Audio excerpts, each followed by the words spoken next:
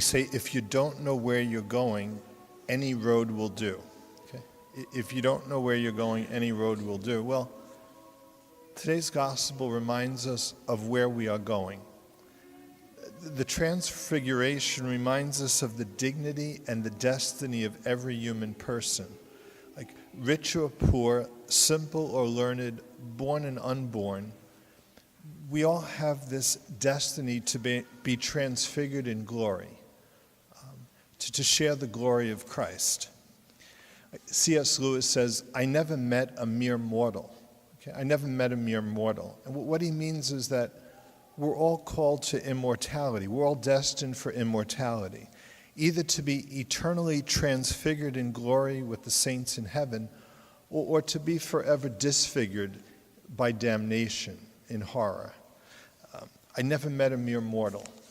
Okay. Franz Kafka wrote author, existentialist, and for most of his life, an atheist.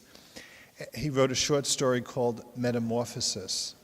And in that short story, the main character is called Gregor Samsor. And one day, Gregor wakes up and finds himself transformed into a huge cockroach. He says he felt good for nothing but to be swept under the rug. And the point is that without God, we never see our true destiny. Like, we have the potential to transfigured with the angels and the saints toward God, or to be downwardly transformed, metamorphosized toward the level of creatures, animals, lesser beings. Okay? And so in Christ, we see our true destiny. So today the church reminds us, keep your eyes on the goal. Like one moral theologian says, in theology, last things come first.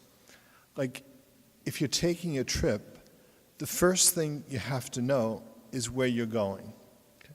If you're going on a family vacation, the first thing before you leave the house is you have to know where you're going. Because you need to plan your trip. Like we say, if you don't know where you're going, any road will do.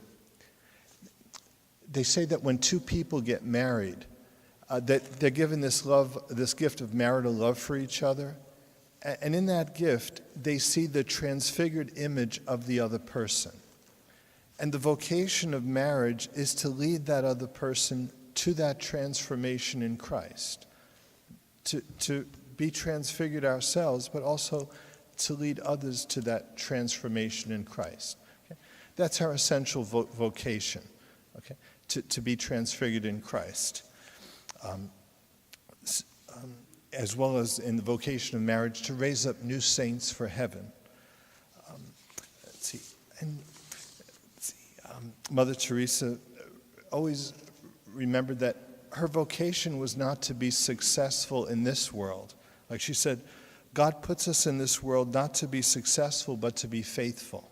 Like, some people fear failure more than sin, but worldly success was never the goal of Mother Teresa. She wasn't in the world to win the war on poverty, okay? But she was here to lead others to Christ, and in the process, to be transfigured herself. The worldly seeks success, not sanctity. But the saints have this fundamental peace about them, this supernatural peace, this surprising serenity. The saint knows that Christ's kingdom prevails more through prayer and suffering than through human activity. Christ's kingdom comes more through prayer and suffering than through human activity. Like they say, if you want to reach a supernatural destiny, you have to use a supernatural means to get there. Okay? It takes a supernatural means to reach a supernatural end.